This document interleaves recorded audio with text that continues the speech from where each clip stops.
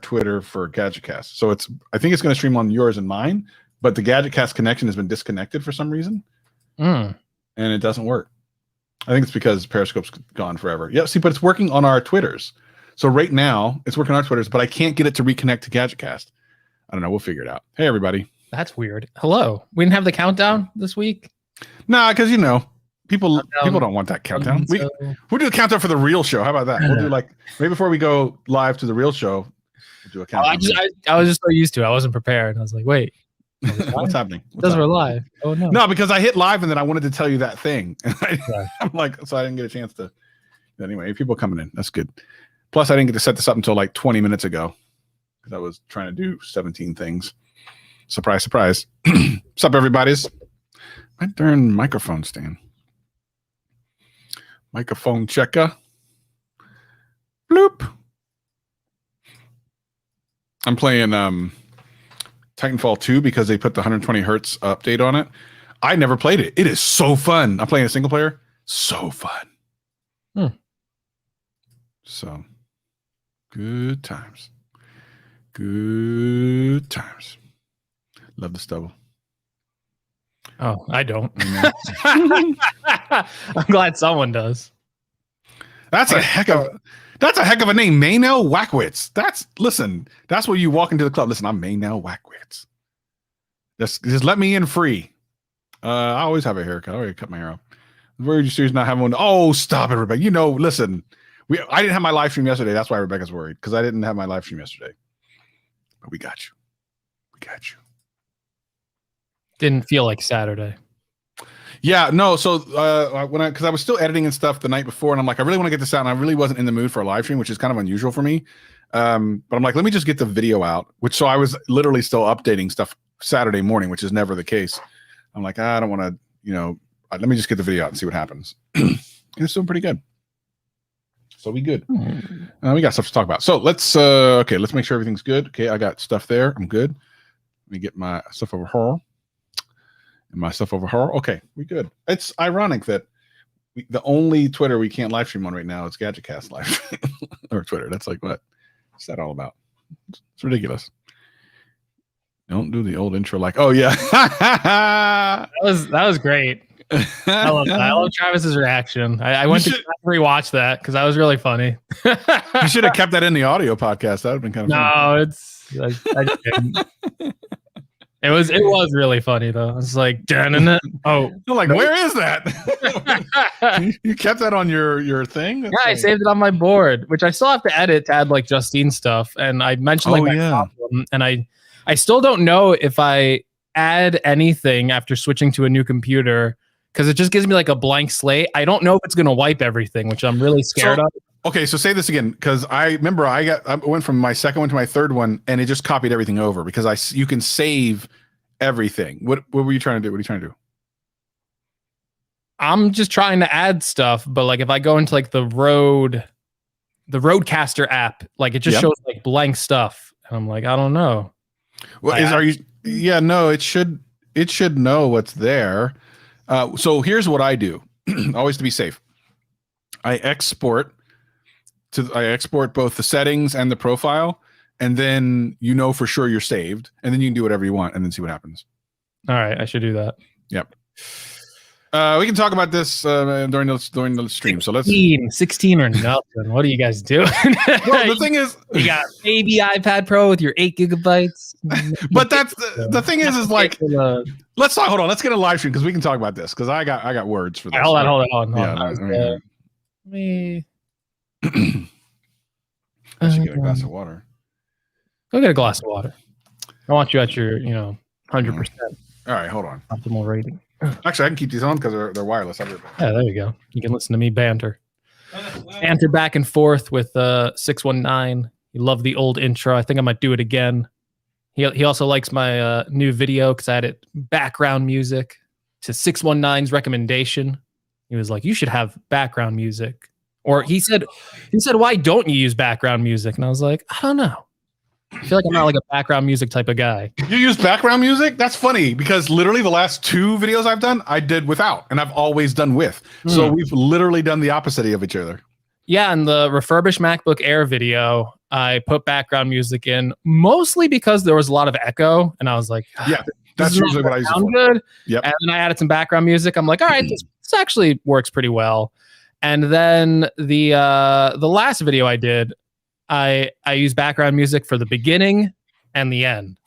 So now I'm the master musician here. What? Going through the YouTube audio library. They got some nice dope tracks on there. They do. Well, I didn't wait. They actually do. So for the one the history, not the history of Apple, the one I commented on yesterday, which was really good. Thank you. That we'll talk about it. That had music. No, yeah. Let's just get it going. Tell me when you're ready. First part of it, yeah, has music. Yeah, I remember that thing, and it's like I picked some emotional music. I'm like, I was like, this is like a John Prosser special. What's going on? Yeah, it was good. The reception to that was great. I got to do more stuff like that apparently because people are like, really well done, dude. Great video. I enjoyed it. The smartest YouTuber I know. And I'm like, wow. Okay, ready? Hold on.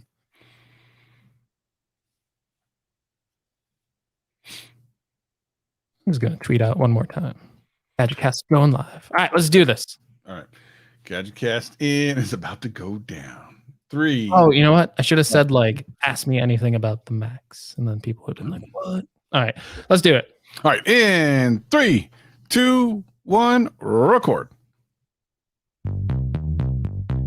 Discovery's 4 computers now have primary control of critical vehicle functions. 3, 2, 1, 0, 0.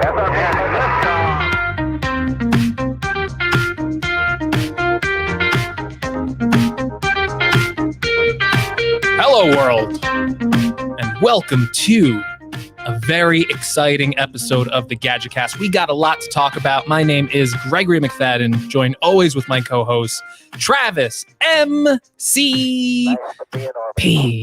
Space travel. Hey now, we here, made it. Thank you for doing some space traveling as he just tried to hit that nail. I'm surprised that you just don't have like something that you always say the exact same way every single time. You're always struggling to figure it out. I haven't figured it out. I wanted to keep it dynamic. I don't want like I could just record. We could literally record something. I could press it on the soundboard and we could go every week and be ready to go without a hitch. But I want to be more dynamic. I want to be live. I want to have something to say every week.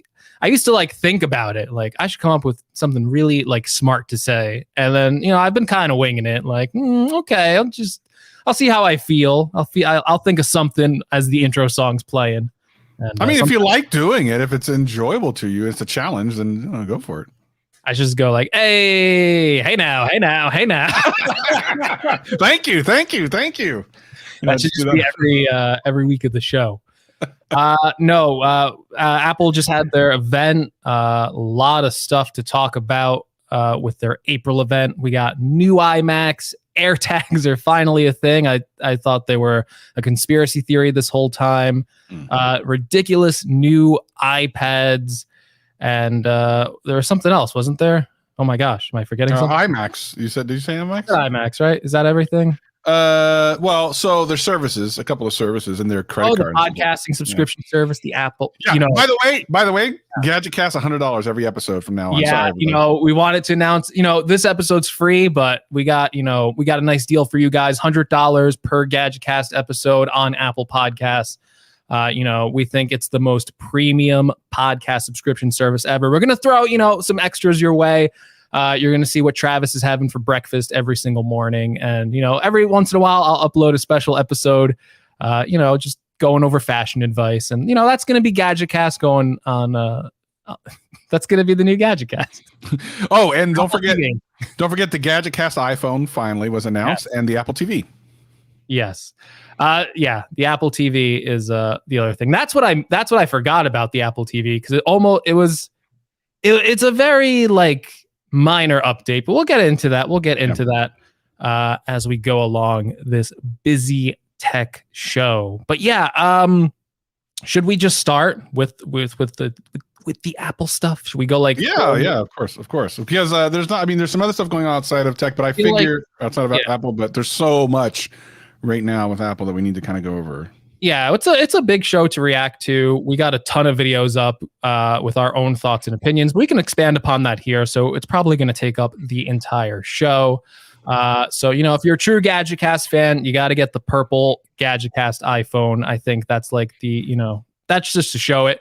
Slap a GadgetCast logo on the back. Make sure you're wearing your purple GadgetCast hat, and that's the GadgetCast experience. Remember when we were so obsessed with GadgetCast colors that we were looking to like colorize like every single thing we had? Yes. And I think with all these Apple announcements, we could probably finally do that with a lot of like their products now. So. Well, yeah, we wanted a GadgetCast phone. We talked about that, but we never figured we would see a purple phone from any of the larger manufacturers. Certainly not Apple. This is perfect. It finally fits into our master plan. You get a purple iMac. You can get a how close to purple can you get on an iPad? I don't know. Not very close. And then of course your purple iPhone. I see people unboxing the purple iPhone. The funny thing is, like, you almost can't review that because it's literally just an iPhone with a different color. So I don't know. I've seen some longer videos on YouTube that I don't see the point of, but I mean, obviously if Apple's sending it to you, you got to do something with it. And I love the color, but it is only on the iPhone 12. I hate the fact that the pros get left out of the fun colors. I just can't. I hate that. Not a fan of that. But other than that, some great stuff. Let's start with the iPads because I've done a couple videos on that. I know you did a video, or I thought you were going to do a video the other day on it, but I don't think you came out with it.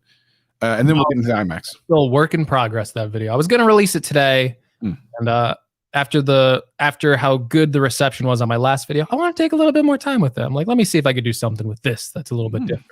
Look at you. Yeah, so let's talk, and then we'll talk about the Apple TV and the iMacs and all the things, AirTags, all things. You know what? Let's get rid of the boring stuff first. So okay. Be honest, it was okay. Yep. Apple TV, new Apple TV, A12 chip. So I was looking at the one we have now, the Apple TV 4K. It's still called the Apple TV 4K, and the one we have has an A10X in it. And I was like, A10X, A12. How big of a jump is that? And like CPU, it's like a modest jump, okay. But I was actually looking at like the graphics, which I think is like, there's like rumors that maybe Apple wanted to push gaming. I know the A12 is like a more recent architecture, but like just on like a benchmark, and I know you can't really judge it on a benchmark, right? Like there might just be more support for the A12 that makes it better for games. But just on like a raw speed kind of thing, the A10X is faster in graphics. So I'm kind of like, by a lot? Hey, this Apple TV, is it a downgrade, an upgrade, a side grade? Not like a lot, but like, I don't know. Like I'm looking at like a number on like it's like in like the thousands. Like, I don't know, like if it's like 200 weaker compared to the other one. I don't know realistically how much weaker that is, or if it even makes a difference. Or again, it's newer silicon. So maybe maybe developers support it better and your games are going to end up looking better.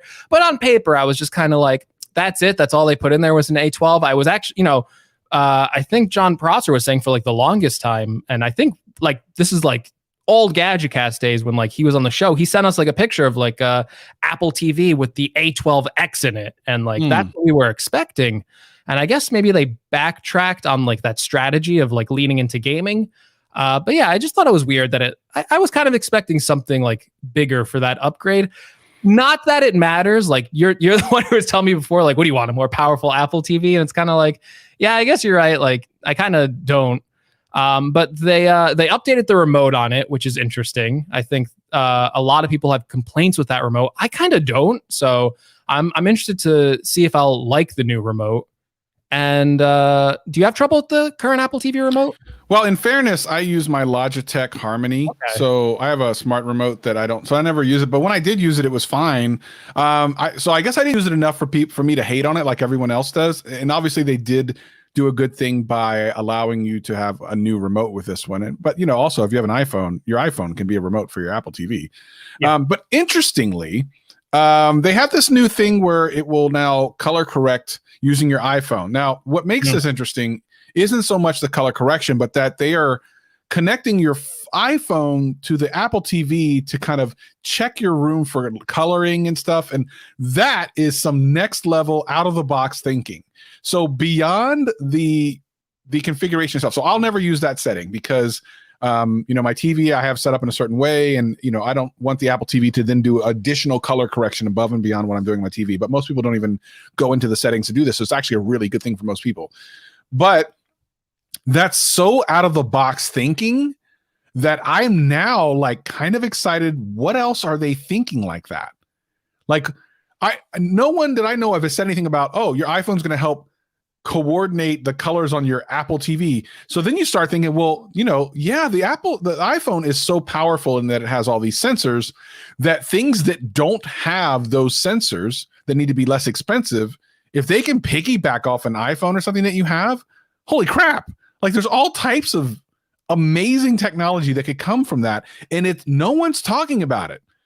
And I have to, and listen, I don't want to pat Apple on the back so much because not everything they announced was like the most amazing thing, but that is probably the most overlooked thing of that entire presentation. Like, holy crap, they have thought of a way to pass that information, I assume through Bluetooth, but maybe Wi-Fi, who knows?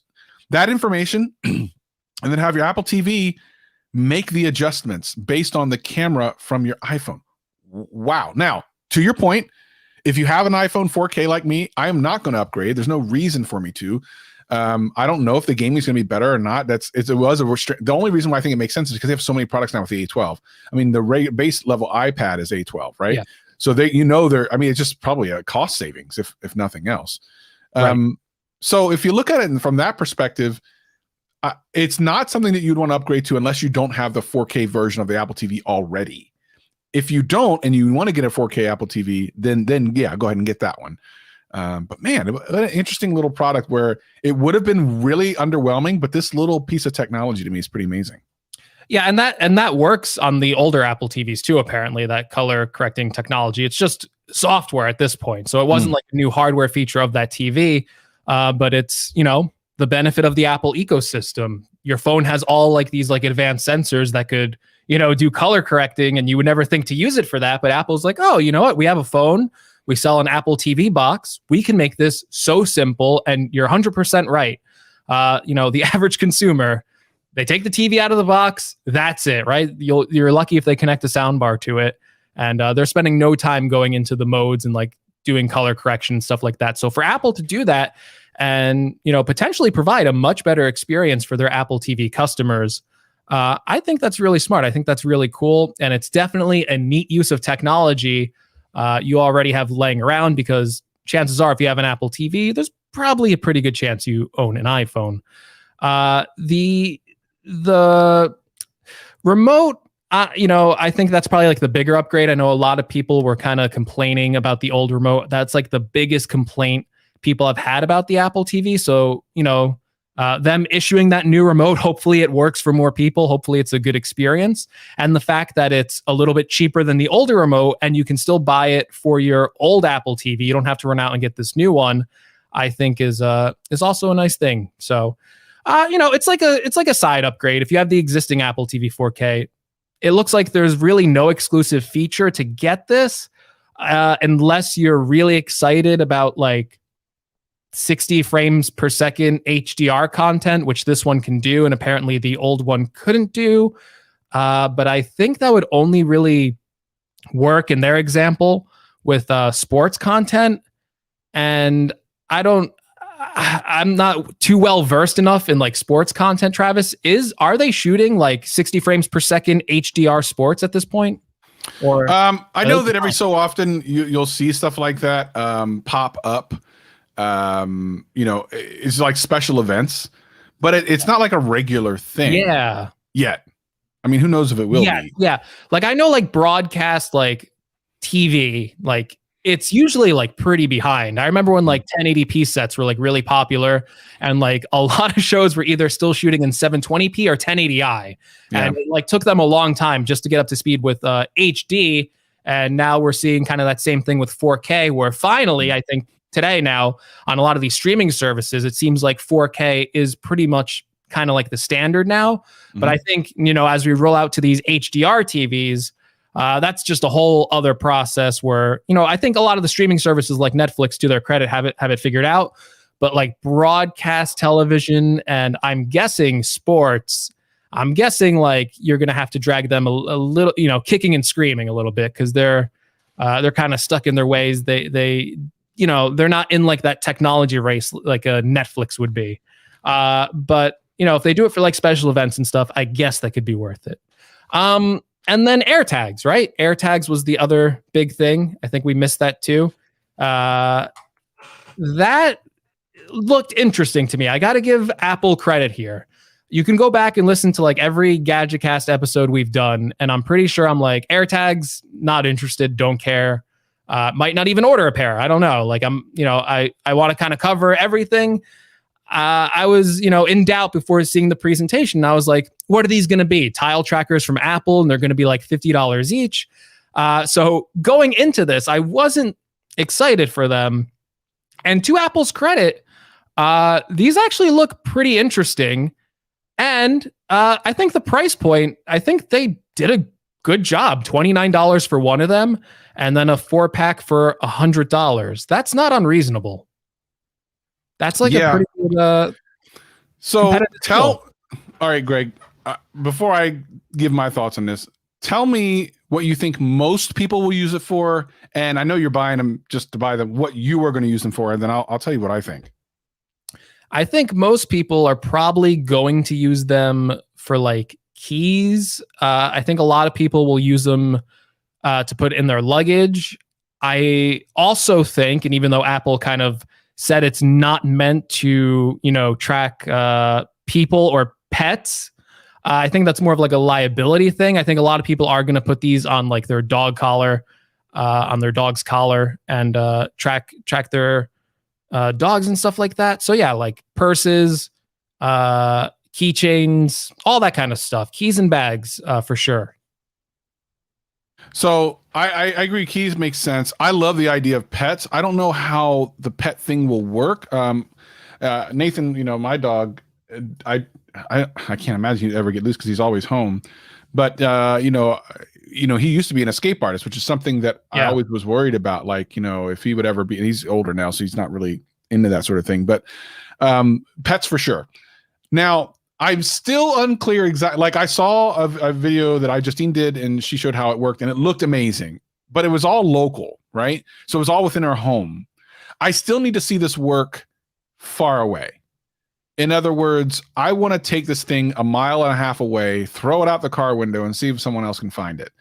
And I don't think it'll work in that instance, because I think you need to be near other iPhones. But it might in a downtown area where there's a lot of. But that's what I want to understand. And by the way, do those iPhones have to have a certain software update to detect them? And if so, because not everyone updates their iPhone, will it be lost for a while until people start updating their iPhone? Like, I have so many questions about this. And then, of course, there's the privacy thing, which I'm sure Apple has on lock.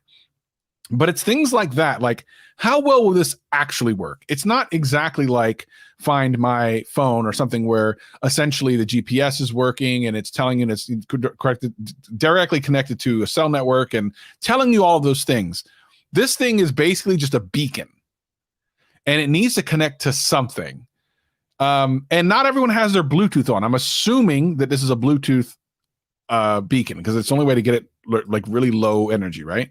Mm-hmm. So what if like the people in your area just don't have their Bluetooth on? I mean, I guess a lot of people do, but a lot of people turn it off just for the battery saving. So I'm just curious about all of these things. I would like to see some really in-depth tests. I know the people that needed to get it out for the embargo really just did something quick, and I think they were all well done. I think even Justine's was kind of fun to watch, but I just have deeper questions. Yeah. I know a lot of the reviewers just got them. So like with like an iJustine and stuff like that, I'm expecting some more like thorough tests, but for like the first video, when you get them unboxed and you got like these short embargo times, it's like, all right, let me track it around the house and stuff like that. Yeah. I think The Verge did have that kind of idea where they sent someone out to take whatever was on the AirTag and put it in a location and see like, hey, can you go find this? If I take it. Mm-hmm. I actually thought of, when I eventually do my video on this, I think I'm going to try something similar. I'm going to call up one of my friends and be like, hey, can, just take this bag, go put it somewhere. I want to see if I can track it down and find it. You know what I mean? Like, don't tell me anything. Don't tell me where it's going to be. I want to see how good this technology is. And if we can find something, maybe I won't do a bag. Maybe I'll just attach an AirTag to something in case we do lose it, because I don't want to. I don't want to be out of like expensive equipment. I want to do something kind of crazy. Go ahead. I might buy it and try it. I don't want to say because I don't want anyone else to do it before me because I don't even have it, and I haven't even ordered it yet. So now I'm looking at the website going, do I just need to order it from the website, or can I get it fast from somewhere else? Are they only selling it on the website, or can you go on like Amazon or something? I think it's. I think I saw like Best Buy have it. Oh, and then of course you need something this is the biggest pain in the butt. It doesn't attach to anything by itself. So these tags are not the only way that it's a $29 tag is if you put it in your purse and you just leave it knocking around in your purse because you don't know where your purse is. Almost any other configuration of that, you need to have some type of band, which means it's an additional however much. Apple right now, once all the Amazon sellers start catching up, they'll be cheap, $5, $6, probably many different colors.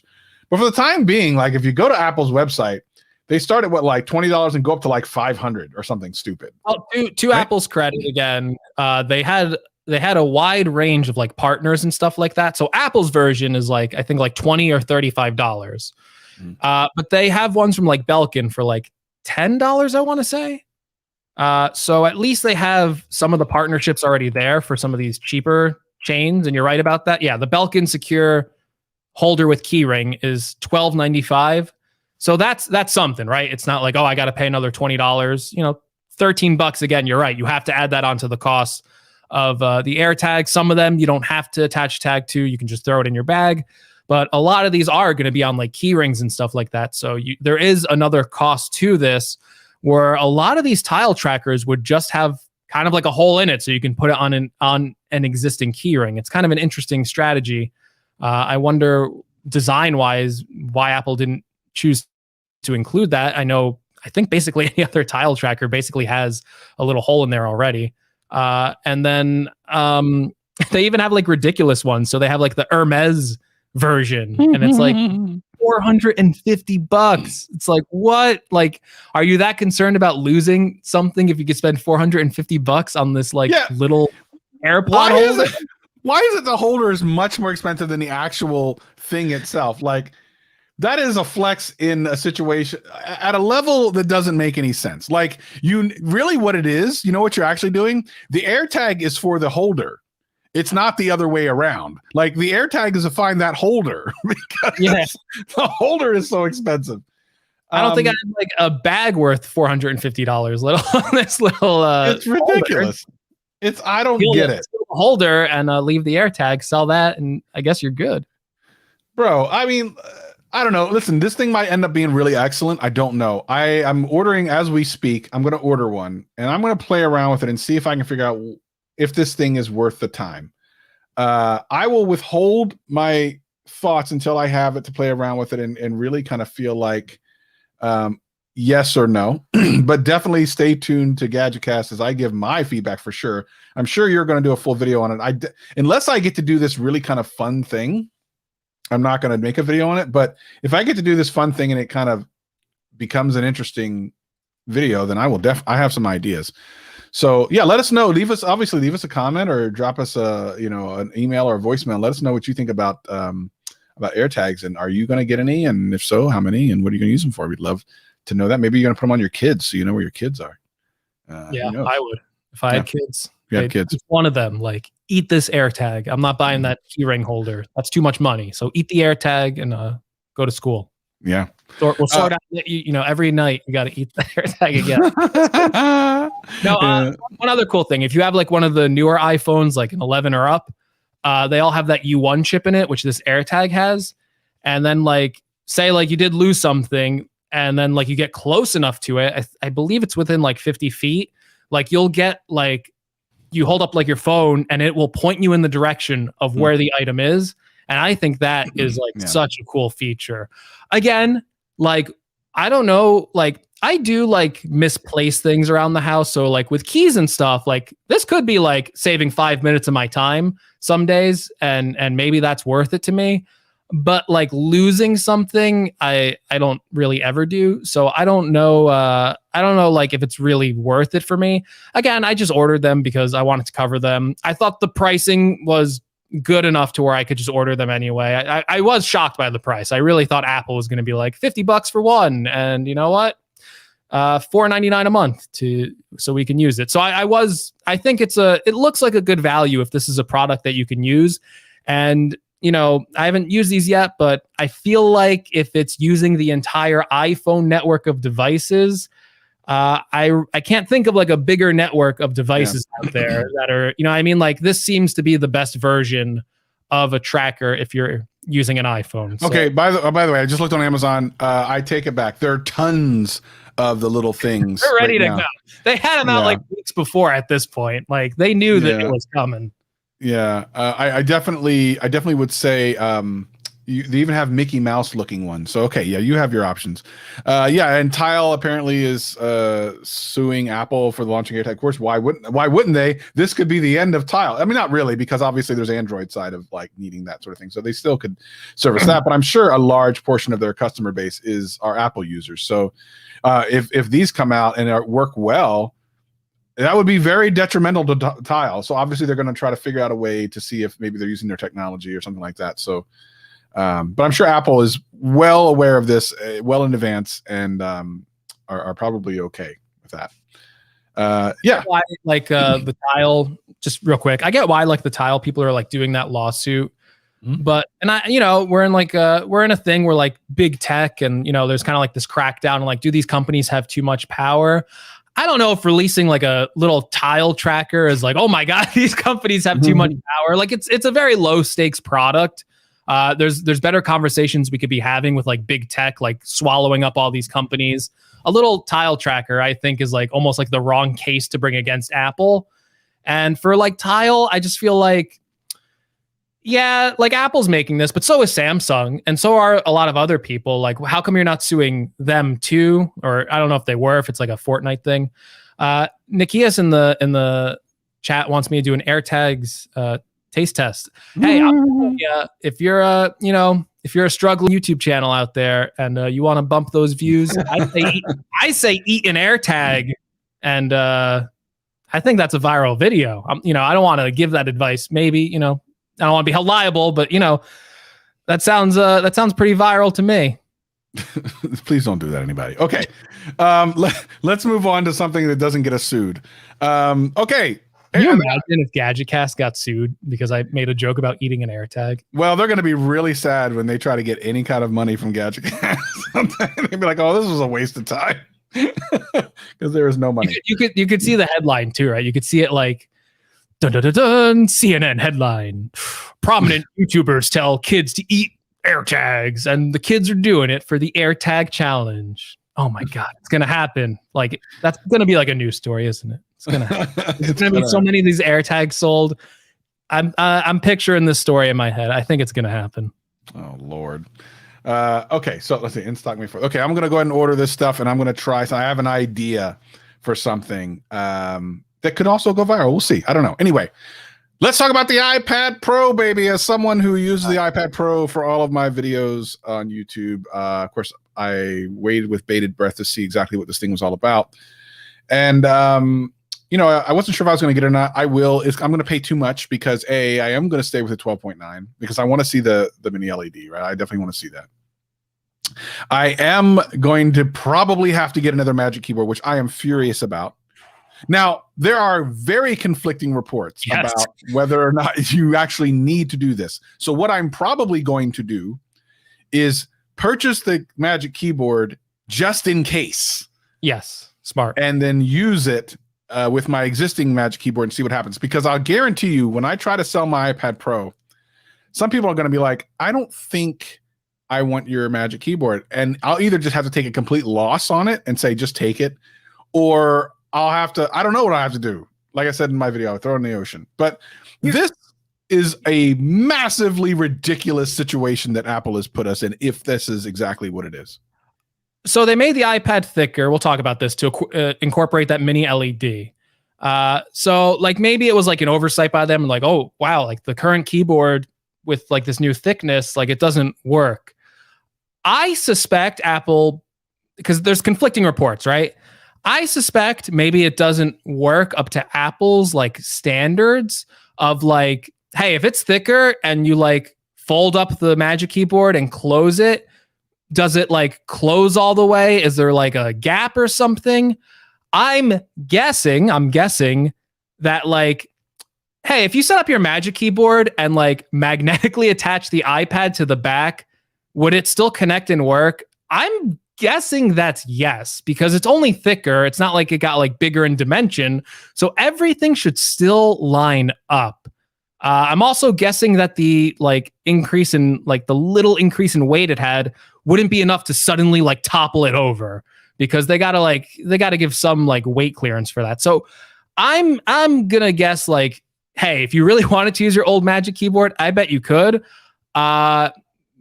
Maybe it doesn't fold as well, but maybe that's enough for you not to have to spend $350. Maybe you'll just kind of deal with that. Would you deal with that, Travis? Like, hey, you could just like prop it up and type on it still. Listen, for $350, I'm willing to accept a lot of compromises at this point. I mean, if the thing barely holds on, I might still, because I'm not. No one wants to do it. Over. It just topples over. Listen, that's fine. It's fine. It's the way it's supposed to be. I don't think this little bit of thickness is really going to make it so it doesn't work. Some people were speculating maybe the magnets are in a different place. That seems unreasonable. Not impossible, but unreasonable. But one thing that does, and I put this in my video, that does worry me is when you look on the Apple website for the compatibility of that Magic Keyboard, it only mentions, for the 12.9 anyway, it only mentions the newest one, not the previous gen. So that now the 11-inch, even with the newer Magic Keyboard, says it works with all of them. So I feel like they have really made this confusing, and the fact that they have not said anything clearly is, first of all, bad. They've got to know this is a controversy. It's all over like news sites. I mean, obviously they've got to know this. So I'm concerned. But I think to your point, you're probably right, because they said the same thing about cases for, I think it was the 10 and the 10S, which I think technically do work, but it's just like there's a little bit of tolerance of doesn't look right. I'm hoping that's the case. I suspect that's probably the case, because even with like screen protectors and stuff, as a lot of people have pointed out, they are larger and there's more of a thickness than the thickness of this, the difference between this and the other one. So I am optimistic that it will work. I think I've seen like cases, like full-on cases that are compatible with the Magic Keyboard. So I think you're right about that. Now, here's the other thing. Logitech and Bridge also announced new keyboard cases for less than the Magic Keyboard. And if it turns out that I have to get a new keyboard, I might just go with one of those, because they look excellent. I don't think they're going to be out in time, but they look excellent.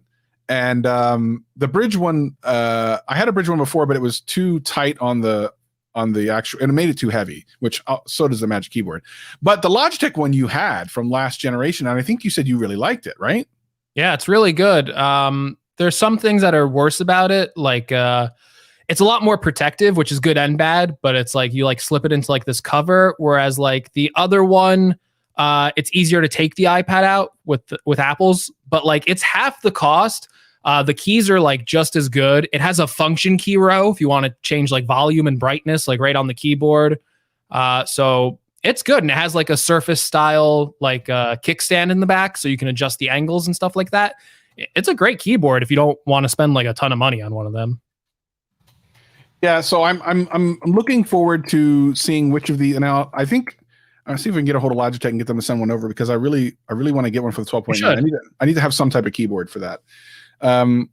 Yeah, so I'm optimistic that it will work with the existing. I would say if you're a consumer, don't necessarily buy the Magic Keyboard until you see what everyone else says. Yes. That question will be answered quick, because all the tech YouTubers and stuff are legitimately going to answer that question right away. So you won't have to wait long. But I think what we're going to find out is that the existing one does work. It's just not completely optimal. But we'll see. The only reason that it would not work, I think, if I look at this now, I'm looking at my Magic Keyboard now. If you're looking at the live stream, you can see this. The only way it wouldn't work is if these little tabs on the back are in a slightly different place. Otherwise, it's going to work. Whether it stays on and doesn't fall off the thing, I don't know. But as long as those little spikes hit the little metal parts on the back of the iPad Pro, it will work. But I mean, who knows? We don't know. And they're not answering the question. What the heck, man? That's the weirdest part of this. You think there'd be like an official statement from Apple, which I think maybe gives more credit to our argument of like, yeah, it'll work, but it's not as nice. It's not like up to like the Apple perfect standard. Cause like if they flat out go, no, it doesn't work. And then you like, if YouTubers get this and they connect it to the back and like, hey, you know what? It works. Oh, I close it. It's like a little like, tighter or looser. I don't know. Whatever. It still works. Whereas like if Apple says, if Apple says, yeah, it works just fine. And then you get like a couple other people going, oh, it's not as nice of a fit, blah, blah, blah. So it's weird that Apple hasn't cleared this up though. You think like Apple PR, especially with I've seen tons of articles, tons of people talking about this. You think they'd want to clear that up immediately. Yeah, I'm going to one more time. And the other thing is like, I'm looking at their website right now. There is no other option for the Magic Keyboard. Well, hold on. I want to make sure they don't have the option for the existing Magic Keyboard, because when you look at it, you go view pricing. Oh, it does now say 5th, 4th, and 3rd generation compatibility. It did not say that when I shot my video. So they've since changed it apparently. So, okay. So we're good there. It will work for, it just says, so when you hit the down arrow on the website, it says 5th generation, but when you go to the spec sheet, it says that it's good for 5th, 4th, and 3rd iPad Pro, which if we're being honest, 3rd and 4th are the same darn thing, really. So I'm trying to think why it would be any different. And like, what could it be that would not? And again, this is based off of one website that's kind of guessing. They don't have it. So I don't know why. And then Verge said that they confirmed with sources familiar with the matter, but who is that? Did they call up their friend that works at the Apple store and the guy was like, yeah, I don't think it works. And that dude has never seen it either. Like, I don't know that. Anyway, we'll figure that out. But more importantly than that is the iPad Pro itself. And the fact that it's a couple of things. Number one, the M1 processor, which is super exciting. But as I pointed out in my video, that's exactly the processor that would have been in it all along. The M1 is technically like an A14X. So basically, it's not as surprising to see this chip in the iPad Pro. It's more surprising to see this chip in like MacBooks and Mac Minis and stuff like that, because it's actually a laptop or a tablet processor that's been kind of beefed up a little bit. So it's not surprising that it's in the iPad Pro. It's more surprising that it's in the other stuff. Having said that, it's an incredible processor or system on a chip, as someone in my comment section pointed out. It does a lot of things. It takes the iPad Pro to another level. But why? And I made a big deal about this in the video that I made. If you have not seen it, hit my channel up. You got to see it. The reality is this. There's not a lot of reasons for a iPad or any tablet to have 8 gigs, let alone 16 gigs of RAM. Now, the 8 gigs is a reasonable enough bump up from 6 of the existing year, of our current year, to say, okay, yeah, I went up. But I mean, if we really know anything about the way iOS works and Mac OS works, you don't really even need that much RAM. 16 makes 0 sense.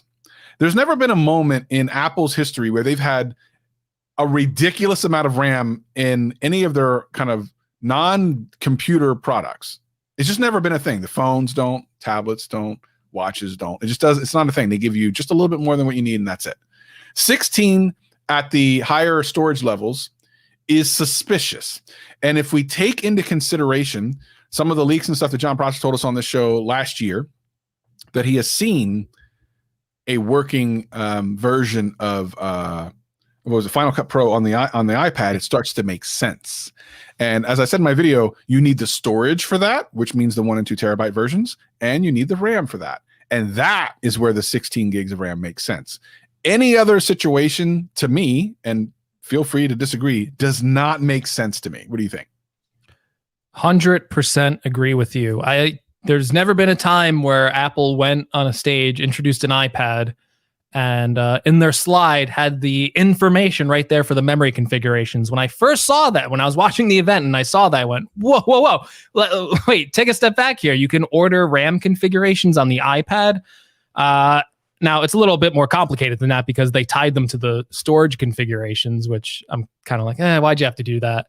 Because I don't need a 1 terabyte iPad, but I am kind of interested to get the 16 gigabyte version just to see like what is up with this? Like, why are you making this configuration when Travis is 100% right? If they don't have any future plans for this and they're just including a 16 gigabyte configuration just because, it doesn't make sense. I can't think of really any iPad app that would be able to take advantage of that.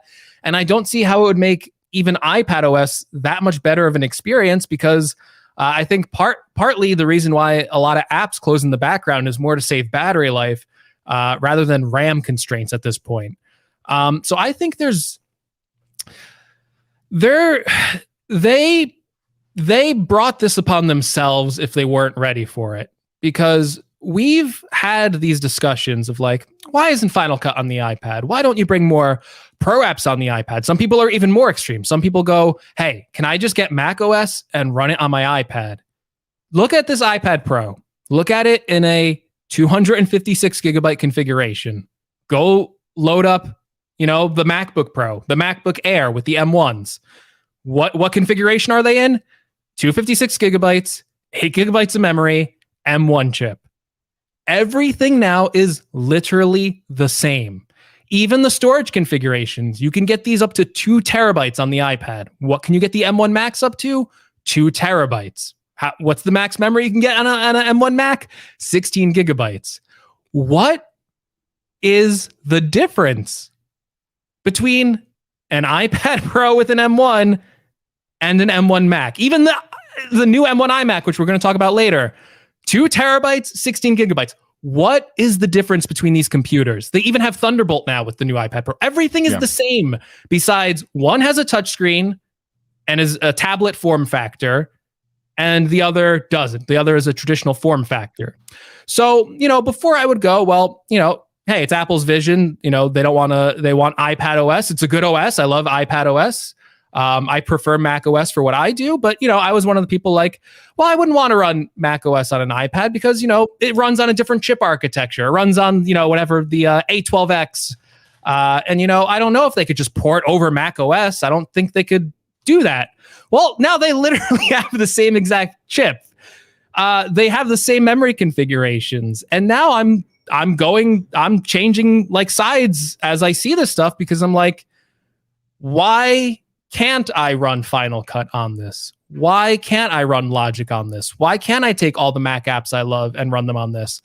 Hey, if you're buying that $350 Magic Keyboard, which has a trackpad, what makes this different from a MacBook Air and a MacBook Pro at this point? Yeah, and I want to mention, I did talk about this in my video, that because Rene Ritchie mentioned this, that the 8 and 16 are, those numbers specifically are tied to the chipset. Like you go from 8 to 16 and stuff like that, and Thunderbolt can be done. But here's the thing: you don't have to put 16 gigs of RAM on any of this stuff. As I pointed out, if you can buy a MacBook Air with 512 gigs of storage, or I think you can go to terabyte or something too, right? Without changing the RAM configuration. They are not tied together. And Apple doesn't just, and then someone was like, well, they're doing it to make more value. When does Apple give you more value? Bro, they're selling cables for like $30. When are they worried about they're taking power adapters out of phones? Like, there's no reason for this. They don't do that. I bet you any amount of money. I think there is a bigger plan for these iPads, obviously. I really don't think Apple added 16 gigabyte configurations without, some other plan to like make these into to make these run Mac apps. I think in some version, even if it's Final Cut Touch version, which I would be perfectly fine with. I think there's a plan here for bigger apps that maybe won't even work on older iPads at this point, and I would be fine with that, honestly. If M1 is the transition for these new apps, I think that's a good line in the sand to draw. You have to do it eventually. Let's rip the Band-Aid off. Let's do it now. I would bet you, though, that there was like an internal argument. I mean, Travis, you worked at big companies before. I bet there's like an argument in Apple of like, hey, we're going to do a 8 gigabyte and a 16 gigabyte configuration. And there's someone like, we have never offered RAM configurations on iPad before because we like we don't want users to worry about it. We like the simplicity. Just tie those to the 2 storage configurations at the top. Don't make users pick between these specifications. Just make it simple. Yep. I could bet you that argument took place. One side Yes. won out over the other. I think the wrong side won out if you're going to make these more like computers, but they wanted to keep that process simple. They wanted people to go into a store and go, I want iPad Pro, this storage, that end of conversation, get that out of the store. So let's talk about a couple things. Number one, at those storage sizes, you're talking about exceedingly a ridiculous amount of money for a tablet, right? And those people are not going to be as sensitive price-wise to professional level software. We're talking about $300 editing software. So you don't necessarily have to worry about someone who just bought a normal iPad trying to buy. I mean, first of all, they'll hide it from the App Store. They'll just look at the processors and everything on the iPad and say it's not compatible. But you don't necessarily have to worry about someone who can't hit that spec trying to buy something that's $300 when their iPad was $300, right? So I don't think you have to worry about that. You're looking at the sensibilities of the people that are going to spend that much money on that iPad Pro, what they're going to use it for. The iPad Pro is obviously they've been ever since it came out, it's faster than a laptop. It's going to be, you can do all this stuff. They're still showing it on like doing virtual, like AR stuff, like doing all this stuff. Do your entire production on your iPad Pro. Like they're very much now. Neither one of us are saying, and one of the things that people said and misunderstood my video, we're not saying that Mac OS is coming to the iPad. We're saying professional level apps are, which is a different conversation and much more likely to happen, especially when WWDC is right around the corner. Yeah, listen, at this point, and I'll be the first to say, I'm not like an engineer. Maybe I'm oversimplifying this, but I look at both of these products. They both have the same chips, same memory, same storage configurations. How hard is it to take these new apps that Apple has that have been 100% optimized for M1? We're not talking about taking old Intel apps. That's not happening, right? Like, don't end a conversation. If it's an Intel app and it ran on x86, it's not going to be on your iPad. But Apple has a version of Final Cut. It runs amazing on the M1. Why can't I just put that on my iPad? Now, it's Apple. Maybe they want to make a touch version. They don't want you to always have a trackpad and keyboard. Hey, I get that. You know what? You have the vision. I get that. But, there's touch editors like LumaFusion that do a great job. I'm sure Apple, of all people, can figure this out. They have iMovie for touch already. I've used that before. It works pretty well. So they can get Final Cut running on here. I'm guessing pretty easily. They can get Logic running on there pretty easily. There's a lot of good Mac apps. Xcode is one for developers. That's how they make all these apps, right? All these apps, how you make them is with Xcode. So they can have a version of Xcode.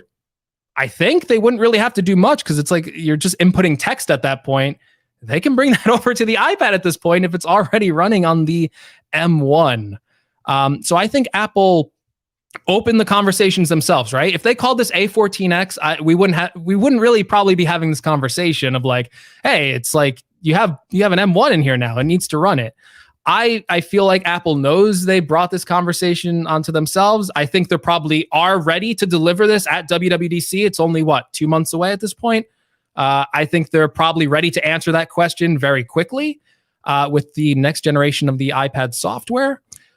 But if they don't, I feel like that is a whole can of worms at this point. You've always had the separate chipsets, which you could always get away with. You always had the different, memory configurations. There was always maybe like an illusion of like, maybe the iPad runs differently than I think. And, it's hard. It's a harder project than I would think.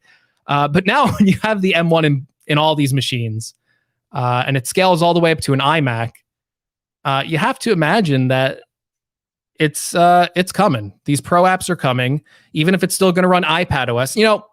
I would love if Apple, I don't see them doing this, by the way. I think it'll still be iPad OS, whatever that looks like. I would love Apple to be like, you know what? Hey, you want to run Mac OS on this while it's docked in your Magic Keyboard? Here's a little toggle in the settings, and we're going to let you do that. I don't think Apple ever does that, but I would like to see that. I think that's a cool thing because hardware wise, especially this 12.9-inch iPad Pro, I think like if you're looking at the price, right? If you take a 1 terabyte iPad Pro and you get the 16 gigabytes of memory, it's $1,800 for 1 terabyte, 16 gigabytes of memory. That is, I believe, $100 cheaper for an M1 MacBook Pro at the same configuration. And those machines are going to be similarly capable, but the iPad Pro actually has more hardware advantages. I mean, I know you don't have the keyboard yet, we'll just leave that out, but the iPad Pro has more hardware advantages than that MacBook Pro. It has the faster refresh screen rate, and it also has this new mini LED display, which we didn't talk about yet. I guess we talk about that now. And that new mini LED display, Travis, like on paper, I think we're both display guys. On paper, like you look at the specs they put out there, 1,000,000 to 1 contrast ratio. That is OLED level of contrast ratio. I think like the first generation of OLED on iPhone was 1,000,000 to 1 contrast ratio. This screen technology sounds real. 1,000 nits, 1,600 nits in HDR video of peak brightness. That's one area where OLEDs are actually behind on. They don't get that bright. 16,000 nits HDR video. This display sounds like it's going to look amazing. Yeah. Better than I thought. Yeah, and I'm excited to get a hold of one. John Prosser also said that if you want one of these, make sure that you are front of line and order it, which is this Friday or something like that. So at the end of the day, I mean, I'll be waking up at 0:00 in the morning trying to do this stupid thing, ordering this stupid thing. But yeah, I mean, again, $1,800 for a tablet makes no sense unless you're going to be able to make money with it. And that's why I think WWDC, we're going to see something interesting because, I mean, I can't even say $1,800 tablet. Like there's nothing about that makes sense unless it is professional grade. Now we're starting to run out of time, and I actually want to just real briefly talk about the iMac, because what I want to do is next week, Greg, what we should do is invite Renee, Luke, and Gary and see if they'll come talk about the M1 Mac iMacs. Because of course those guys are really heavy into that. Might be another super show that we did. We did one a while back that everyone seemed to really like. So maybe we'll just touch on it briefly, and we'll promote, of course, your video you did, which I thought was excellent, and then save some of the meaty parts for next week. What do you think about that? We could do that. I gotta, now I'm getting all nervous. I'm like, oh no, I gotta assemble the Justice League in a week. Like Batman, I think that would be a great podcast. But let's briefly talk about it. Now, for me, someone who I'm going to give my 2 cents in this week, because next week you can forget about it. It's not going to happen. Couple things. Number one, like I've said, I always thought since I'm still kind of new to the Mac ecosystem, I thought iMac was consumer level only, which is why I was not surprised by the iMac and not disappointed by the iMac presentation, whereas people were thinking iMac Pro and stuff, which I always thought was like Mac Pro. Like I just thought in my mind that iMac was consumer and Mac was professional, but it's not. So when I saw everything come out, I thought the colors looked cool. I don't have a problem with the chin because I'm not going to be looking at the chin. The other thing is it actually shows you the color of what you bought, so you actually see it on one side versus the other. Like I'm kind of excited about it. It's a little spendy for me to have as something that's not my primary device, which it would not be. I mean, I'd almost be better off if I'm willing to downgrade this display, just getting a Mac Mini. I saw Gary talk about the refurbs on Apple for Mac Minis is like $550, which is insane. And just hook that up to your TV or something. So, for that, for a use case where I'm not going to use it primarily, even though I want all the colors, I love like 3 of the colors. I probably won't be partaking, but for sure, your quote average person who walks into an Apple store that wants a Mac, that's a hell of a deal. You get the keyboard, the monitor, the mouse, everything all in one. Why wouldn't you want that? It's not a terrible price either. So I think it's actually a darn good product. It's just the people that are complaining, it's not for them. The benchmark of a better product is it's better than the one it replaces. This thing is way better than the one it replaces. The old 21-inch iMac was kind of like a joke in a way, because for like professionals and stuff, no one really wanted to use that machine. Number one, the screen was really small for like a desktop screen. In 2021, 24 inches is still small for a lot of people, but a 24-inch display is fine for a lot of people. I'm planning to use this M1 iMac. I think I'll get by on 24-inch display. This is going to be such a better machine than whatever you could get with the 21-inch iMac. The design, I think I really like it. So we can probably talk about design here. We'll save some other stuff for the other conversation next week. But my whole video that if you want to watch on my channel was talking about this design because a lot of people were really upset by this design. They wanted something that was basically like an iPad Pro on a Apple stand, which I think honestly would look pretty cool. But Apple chose to go with this design because, like Travis said, you got all these nice colors that they came out with, 7 different colors for an iMac desktop, which they're, you don't even sell a lot of desktop computers anymore. So that's kind of nice that they gave you so many different color options. The front area where a lot of people are kind of getting mad at are in 2 areas. The first is like the chin. I saw a question in the chat saying, where'd I see that? From Raphael, who says, I don't mind the white bezel or the chin, but why eliminate the Apple logo? The front looks like a cheap knockoff. With that said, the back of the machine is beautiful. I think I know why there is no Apple logo on the chin. Because so many people thought they were going to get rid of this design element.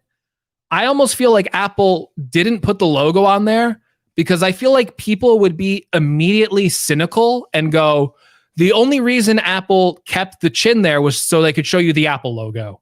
Like I'm thinking in my head, like if an Apple logo was there when they showed off this design, so many people would go, they only kept that there so you would have to stare at the Apple logo. But now we're in like this weird situation where it's the reverse. There is no Apple logo and people are like, well, why can't I stare at the Apple logo all day? So it's completely weird to me because there's so many people that complain like, oh, people only buy this thing because there's an Apple logo on it. And now there's people going, where's the Apple logo? So it's really weird. But I think the white bezels look better with the lighter colors they went to choose. I don't, putting like those bold colors on the front of that Mac, I think maybe might look distracting, especially in like a lot of people's like homes and stuff like that. Like making it like too bold could have been like a big mistake there. Whereas like these like lighter shades, like a light blue, like if I put that there, it's probably going to look like the iPad Air, right? It's almost going to look like silver in a way. So it's like, all right, that's not bad. And then you get like the big, bold, beautiful colors on the back of the device. So I really like the design. Going back to what you said, Travis, this is the consumer level iMac. I feel like for too long, the iMac has, and we've talked about this on the last GadgetCast, because you were confused about what is the iMac for? Is this a consumer level product or a pro product? And you're right. The iMac has kind of walked that thin line of like, is this consumer? Is this pro? Now we know that this is a consumer level product. Obviously, it has the M1. You can use it for professional, but this is aimed directly at consumers. I think this gives Apple the chance to correct the mistake and have this as the iMac. And they still have the 27-inch they have to replace. They can call that iMac Pro, and there will be no more confusion in the lineup. Hey, consumer level is iMac. You want the Pro version? Here's iMac Pro. It won't come in all these, new colors. It'll be space gray, silver, dark. It'll blend into professional environments. It probably, I'm guessing maybe they even get rid of the chin on that one. They make it look like really professional. So, I think it's a really smart move. I think a lot of the people complaining about this design were the ones who probably weren't going to buy this product anyway. They were more in the market for something like an iMac Pro.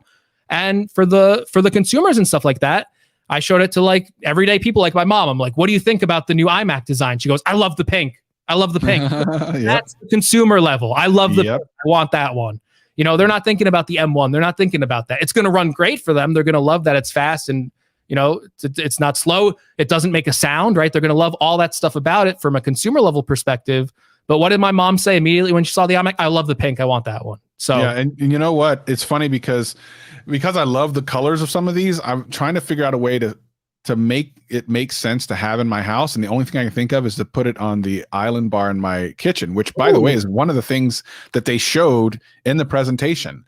And then you could use it for like looking up recipes, or if you're in there cooking or something and you want to watch a video or something. Like, it totally makes sense for that. So I don't know. I mean, it's pretty. All you need is a power cord. No, don't tell me that. I mean, I'm almost sold on it for that. You know what? I'm gonna get this one to review. I'm gonna keep it. I'm sure I'm gonna get the bigger version of whatever this ends up being. That might happen to this iMac. We'll see. This is gonna be like Google Hub Max Exactly. 20. This is the HomePod on the screen, people. Because here's the thing: it only needs one cable. Yes. That's what makes it so perfect for a situation like that, because it's just power, and you don't need like 3 with like the keyboard and everything. Everything else is wireless, so it could be on an island table in the kitchen for like multi-use. Yeah, I mean, and Gary, who's in the chat, check your DMs. We're going to try to talk about this more in depth next week. That is my current possible use case that I'm considering. We'll see. Oh man, you just blew my mind with that. Cause I was like wondering, I'm like, I'm obviously going to get this. I love the design. Like I want this in my collection anyway. And I'm like, what am I going to do when I get the bigger one? I'm like, oh man, I'm like looking, can I do that? Yeah. Whoa. And they spent some time going over like the speaker system on this. No one's heard these yet, but like iMacs usually have like pretty good speakers in them. Travis, you might have cracked the code, right? Crack the code, man. Not everyone can do that. Like it doesn't make sense for everyone. but I think for people looking for a reason to get one, it's like the perfect use case. So that's such a flex, can you imagine? Because the other thing is you're cooking and you get a video call. You don't have to pick up your phone. You just answer the phone on your iMac. Just have it on, and there's your hi everybody. Hey, they need to bring that center stage feature to the iMac. What are they doing? I suspect they will. But yeah, so anyway, we're gonna have to shut down because I want to save a lot of this conversation for next week when we have the Super Show. Hopefully, we have the Super Show. And I want to thank everyone for joining us. I hope that this was as entertaining as it was. I'm kind of hyped for this stuff. Slowly becoming an Apple channel. I don't know. We'll have to see what's going on with that. Yeah. So listen, we have. I would love to hear your comments and your feedback. Links are in the description of this YouTube video if you're watching the stream. If you're on Apple Podcasts, first of all, leave us a review. I saw some people left some reviews recently. Thank you very much. And definitely reach out to us. So we have email and we have voicemail in the show notes. So with that, we are going to say goodbye because next week we're going to put your ears full of M1 Mini Mac goodness and you're going to be sick of us. But listen, it's one thing. We're just talking about essentially that with hopefully some of the best YouTubers in the business doing that with us. So anyway, he's Greg. I'm Travis. We'll see you next week.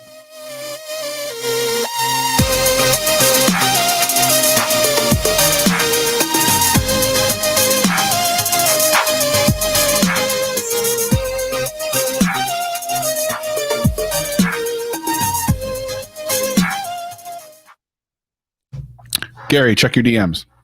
You're still blowing my mind because I was like, someone's like, a touchscreen would be way nicer in the kitchen. I'm like, well, in the kitchen, what you really want is a voice assistant. I'm like, oh, wait, you can just be like, hey, see, yeah.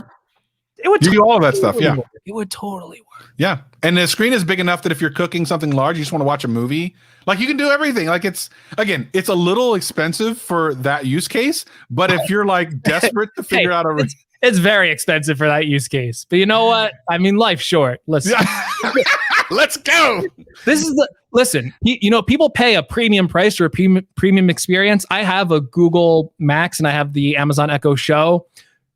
This is like the premium experience. Like, oh my gosh. Like I'm thinking about it now. I want like the iMac display looks so good. 4.5K, 24 inches in the TV, like in the kitchen, like, yeah, I'd watch like an entire movie on that while I'm cooking. Yeah. I'm like mind blown right now. Yeah, I mean, I think I haven't released the 27-inch version because I got to put this in my kitchen. Yeah, well, the 27, I think 24 would be perfect for like a kitchen island or something like that. I think that's the right size. I think 27. No, I'm saying like release I got to use this as like my main computer and then like gotcha. One out so I can like throw this away. give it another duty. And the other thing is the colors make sense in the kitchen, right? Like a colorful kind of thing that actually kind of makes more sense. I don't know. We'll see what happens. I'm still thinking about it. I don't know. We'll see. We shall see. Yeah, so we'll just hang for a couple minutes before we head out for today. Definitely check out all the videos we've been putting out. Greg put out a good video just, what was it, yesterday? Finally, yeah. Really good video. I really enjoyed it. I did too. It's one of I always say my videos suck. I think that was a good video. So it was a good video. I actually was entertained the entire way through. I think even if I didn't know you, I would have watched it all the way through. Yeah, it was good stuff. Yeah, we talked about AirTags. Sunny just got here. Talked about all that stuff, man. We talked about the iPad Pro. We talked about it all. I think Sonny, I think, was one of the first leakers that said new iMac with iPad inspired design. Oh, I gotta say, like looking at this iMac, it kind of looks like a giant iPad on a stand, like the whole design, right? Mm-hmm. Like if you lost the chin, it would be an iPad Pro on a stand. So yeah, I think Sonny was right on that. Look at that. Sonny knows, man. He needs to have a shirt that says Sonny knows. Kind of like the Bo nose from back in the day. Apple should make like a 24-inch iPad and then like you put it on. Oh my God. 24-inch iPad. Isn't this what I mean? Like, again, back to the M1. Like, isn't that what this iMac is at this point? It's like a 24-inch iPad. Well, he says even a headphone jack on the side. I mean, that's an interesting thought. Yeah. Yeah, I mean, I mean, I guess it could be. It's not really something I had considered until after the fact. They say this iMac weighs 9.4 pounds. How much does the stand weigh? And if I take the iMac off of the stand, is it like... Can you mount it? Yeah, can you mount it? You can get VESA mount option. Wow, that's kind of crazy. Now that, if you put... Now, too bad it doesn't have a touchscreen, because at that point... You VESA mount it, you put the power behind the wall. If it had touchscreen, then you have something you put in like your bathroom or on the wall for like your smart home stuff, or just like a futuristic, like, I mean, you can do that with a tablet too, but it is more impressive with like a 24-inch screen. And you can hide the bezel. Like, I think like you could put like drywall over it or something. I don't know. You could get kind of interesting with it. I mean, you don't have to. I'm just saying you probably could. Yeah, I mean, I don't know. It's an interesting product. It's a very interesting product. And Andrew says take it to a coffee shop. That was actually like, I was legitimately thinking of that. I'm like, I think I'm gonna like take this to like a coffee shop for a video and just see like, let me get like some like reactions, because it's nice. Hey everybody. Yeah.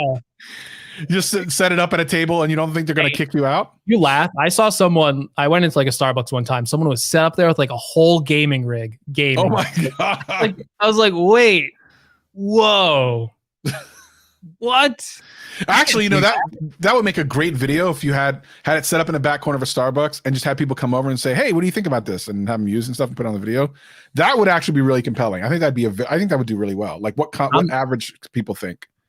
I'm immune now. I got my second shot, so I might do that video. Mine's this week. How was the time right after your second? Did you ever get sick again or anything? I shouldn't tell you.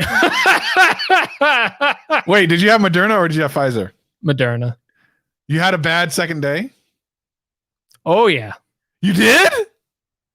Yeah. Was it just the one day or was it a couple days? It was like one day. Like I was still like kind of like the second day, but like that's fine. The one day I got like side effects though. It was like I had like intense chills and like a fever. So did you have any problems with the first shot? Because I didn't have really almost any, like almost nothing. No problems with the first shot. Oh man, brutal. Make you feel better. Two of my other friends got it the same day as me, had no side effects.